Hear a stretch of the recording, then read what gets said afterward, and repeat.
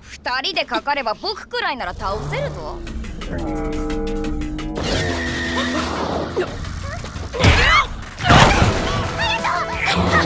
このまま潰してやるよ。隼人、離しなさい。おい、ひょっとして前見えてない？これなら私でも。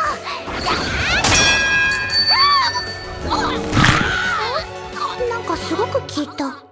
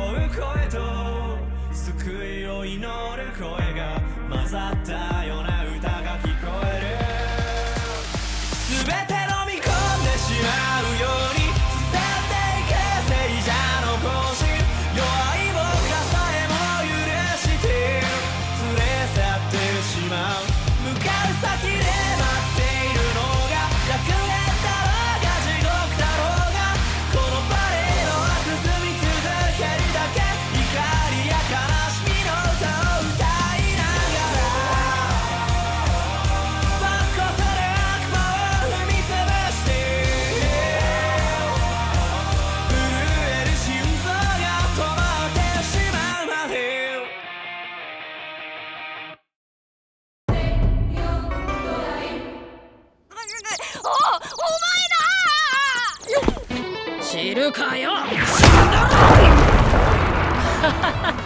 いい勝負してるじゃない。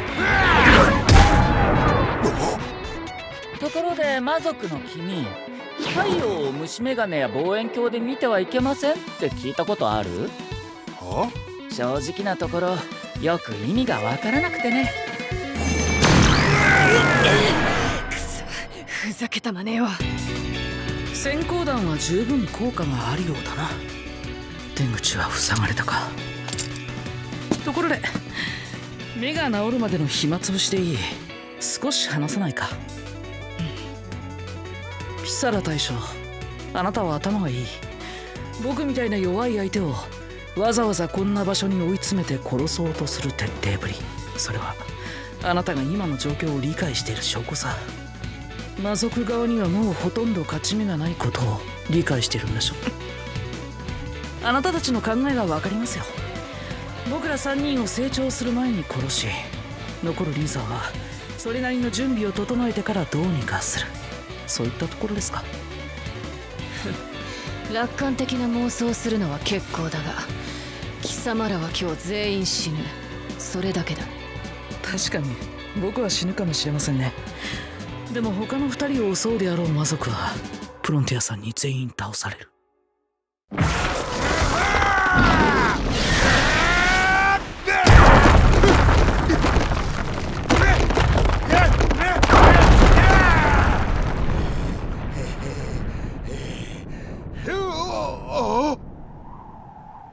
どうやらそれで全力のようだね。だいたい理解したよ。今度はこちらから行くぞ。結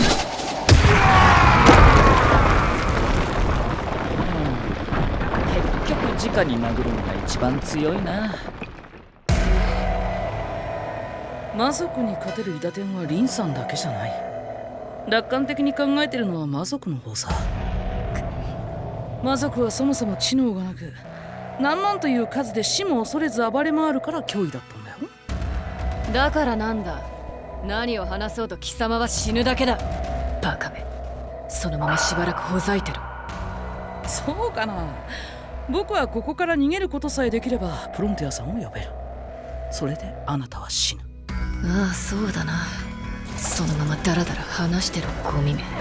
それともう一つ、知能なんてものは時としてただの弊害にもなるんですよ。バカめ、二度も通じるか。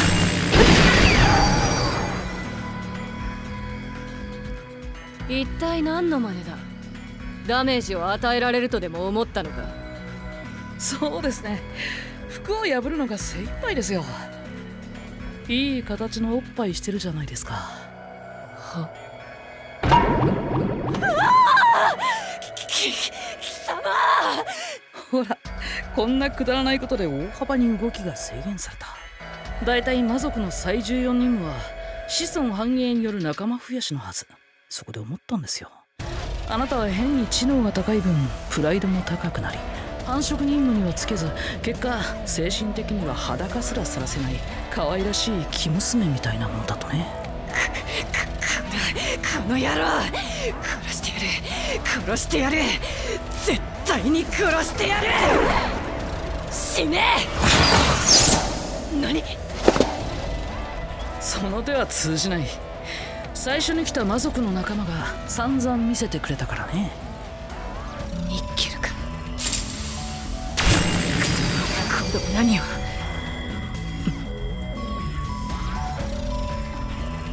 なんだ、ただ立ってるだけ、何もせず。奴は一体何を。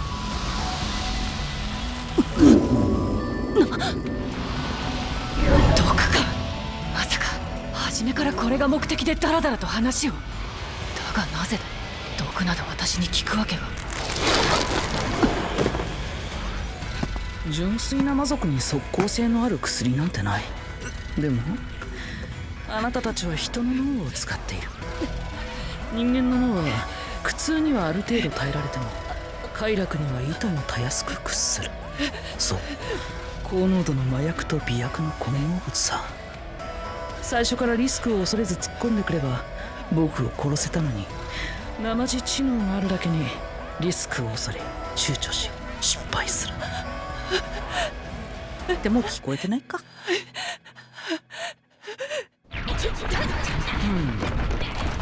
相手は隼人君の防御力と再生力を殺しきれず、隼人君の攻撃力に欠けているか。このままなら数時間後には隼人君が勝つだろう。けどそれじゃ退屈だな。最後の実験を試すとしようか。ほら、聞こえるかい？ブロンティアさん？その剣で戦ってごらん。師匠の刀と同じだが、私の場合は手から離すことが可能だ。簡単に言えば私の攻撃力を貸せるようなものだ。よし。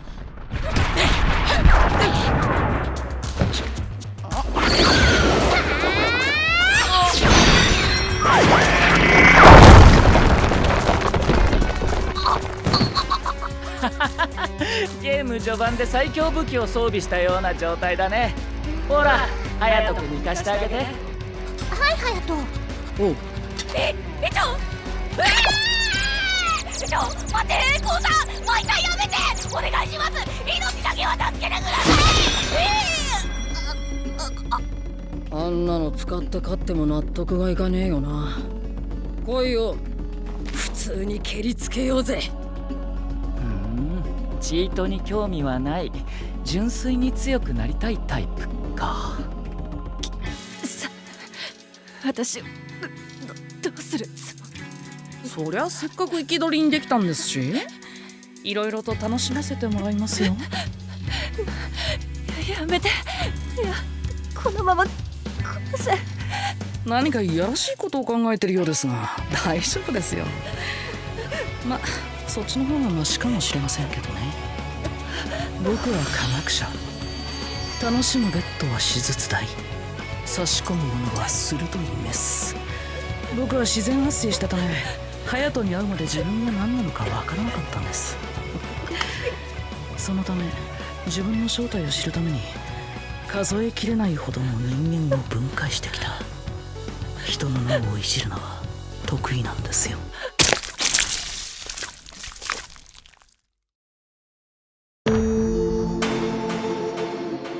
第一艦隊観測異常なし。どう見るブランディ？動かないわね。見るの疲れてきちゃった。なら代わりにミクに見てもらうことにしようか。ミクに？ふーん、連日兵士の慰み者にされてまだそんな目ができるんだ。恥ずかしめなどに屈しません。それよりもこのような行為は直ちにやめな。何よ、やめな。確かにあなたは暴力には屈さない。連日凌辱されても折れない強い心を持っているわ。でも昨日は2回もね。違う。あなたは恐れているわ。初めて快楽を感じるようになってからとても強く。苦痛ならいくらでも耐えられるのに快楽には簡単に屈してしまうんじゃないかとね。やめて、やめて。分かった、やめる。やめたよ。何も直前にやめなくても。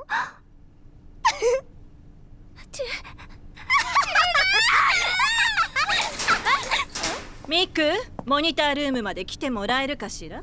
ブランディ？もういいところだったのに。調教は？これから白目向いての連続絶頂を味わわせて。さっさと中断して来てちょうだい。はーい。運が良かったわね、あなた。ブランディ王妃、あなたの国は人をおもちゃのようにもてあそんで、いずれ天罰が下りますよ。神が怖くはないのですか？神ね。神は怖いわね。正直あれほどとは思ってなかった。お？それは一体どういう？さあね。あなたが本当に神に仕えてるなら直接聞いたらいいんじゃない？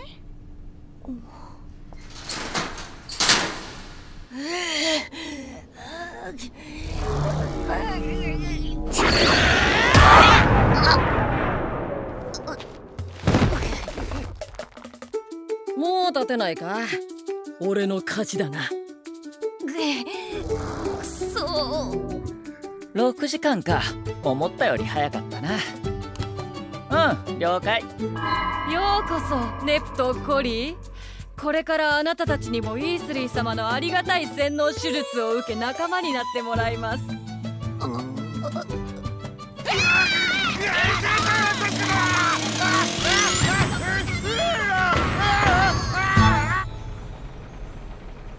全モニター異常なし、目標動きなし。はーい、お呼びになりました？ミクよ、この状況をどう見る？そうね、やっぱり若い子がいるといいわよね。君何歳？ちょっと。改めて聞くがどう見るミク？もう少し見てみないと分かりません。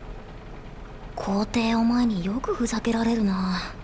しかしなぜ調教師を？はあ、終わったよ2人とも。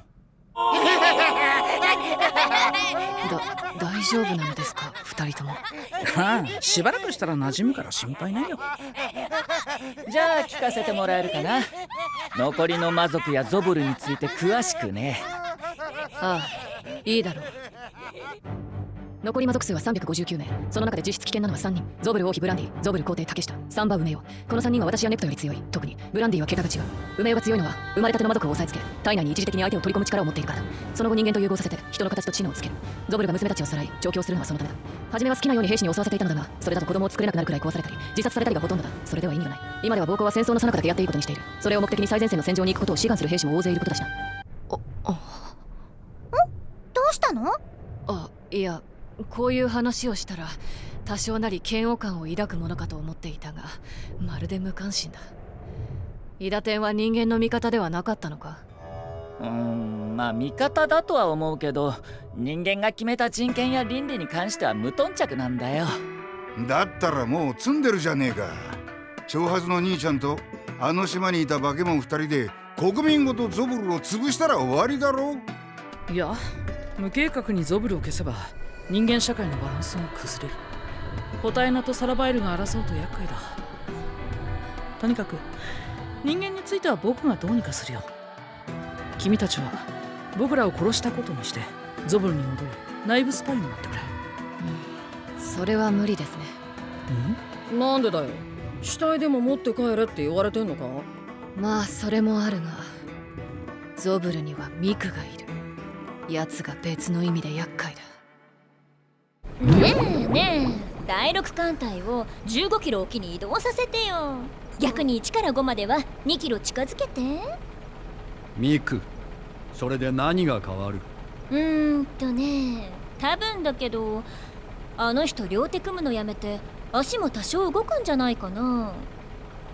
なんだそれ、意味がわからない。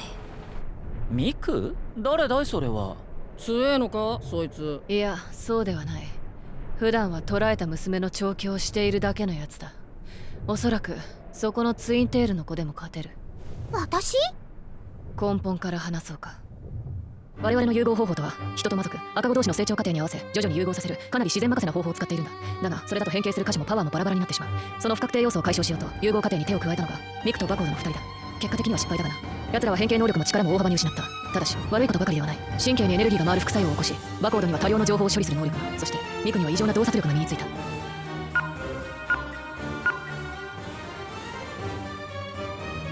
ほらほら、言った通りに動いた。奴なら即座に我々の脳がすでにいじられていることを見抜くだろう。確かに動いたが、なぜだ？そしてどういう意味がある？外で話しましょう。さっきからあの人瞬時に全艦隊消し飛ばせる感じの反撃態勢取ってるのよ。だから立ったままじゃ殲滅しにくい陣形に変えてみたの。でもそれだとおかしくない？皇帝。いや、わからん。だってさ、人間を殺したくないなら反撃の構え取らなくても逃げればいいじゃない？なんでわざわざとどまるの？答えは一つ。あの場所に何か守ってるものがあるってことね。一体何を守ってるのかしらね。どうじゃ、何か進展はあったかの？あら、魔王様、体の方は治ったのですか？ああ、さっき修理が終わったわい。たく、遠慮なく壊しおって、あの小僧め。守ってるものか。おそらく旧魔族の封印じゃろうな。旧魔族の封印？800年前、魔族を一度に封じ込めた封印じゃ。ではそれを解けば一気に形勢逆転も可能なのでは？ミクもそう思うか？全然。皇帝って勉強できる割に頭良くないわよね。問題は3つあるな。まず封印の解き方がわからん。リンの守る島をどうやって破壊する？それができるものなどおらん。確かにそうですが。知能もない旧魔族が大量に復活すれば、奴らも困るがわしらも困る。あいつら敵味方の区別などつかんのじゃぞ。確かに。しかしまあ、封印の場所が分かったこと自体は面白いけどの。期待してたのですが、別の手を考えようか。リンの守る島をどうやって破壊する？リン？なんで魔王様あのイダテンの名前を知ってるのかしら。あの博士、魔王オーバー M って何者なんだい？魔王様、我々に人の形と知能を与え、社会的な統率を図っている人物です。しかし常にアンドロイドを通じてでしか現れないため、本質的な正体は分かりません。70年前、俺や竹下がガキの頃だ。その頃、魔王様はオバマ皇帝としてゾブルにいたんだが、魔王様はただの人間で世界制覇に魔族を利用しているだけではないかとの疑問は魔族たちの間でもあった。だがある日、人として死なないとおかしい年齢だというと、竹下に皇帝の座を譲り、自分は死んだことにして、今度は大神と名乗って軍の科学班に入り込んだ。その方が魔族の繁栄に時間をかけられると言っていたが、100年がかりの仕事だ。もし人間なら自分の寿命を考えてなさすぎる。途中でアンドロイドの中の人が変わった可能性がないとは言い切れないが、仮に組織的にやってたとしても、多数の人間が自分の寿命を超えてまで魔族に肩入れする理由がわからない。待てよ、もしかすると。いや、まさか。魔王様が人間と考えたら寿命が合わない。純粋な魔族ならなんで知能があるのかわからないし。魔王はイダテンと考えたらどうかしら。それならなぜ君たちに敵対する？や、そんな細かいことわかんないけどさ。あ、そうだ、私たち人間資源が基本でしょ。魔王は魔族を基本に発生したイダテン。これなら問題ないんじゃない？そりゃないな。魔王がイダテンだとするには奴のイダテンに対する知識が足りてなさすぎだろう。はあ、少し話しすぎたかな。ちょっと休憩にしよっか。おお、賛成だ賛成。つうかこの会話から抜けていいかなあ。修行の続きしてくれよ。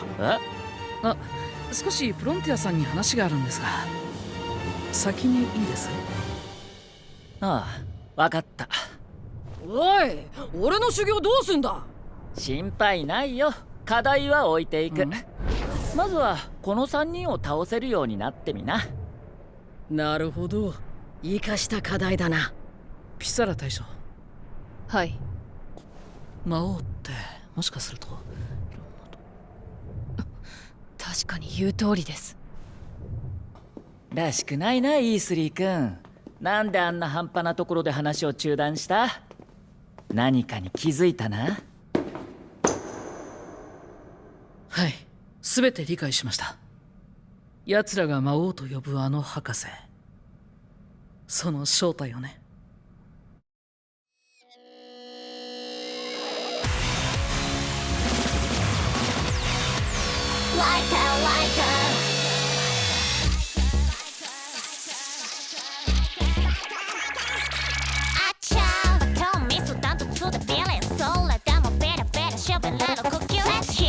水かけ10歳週間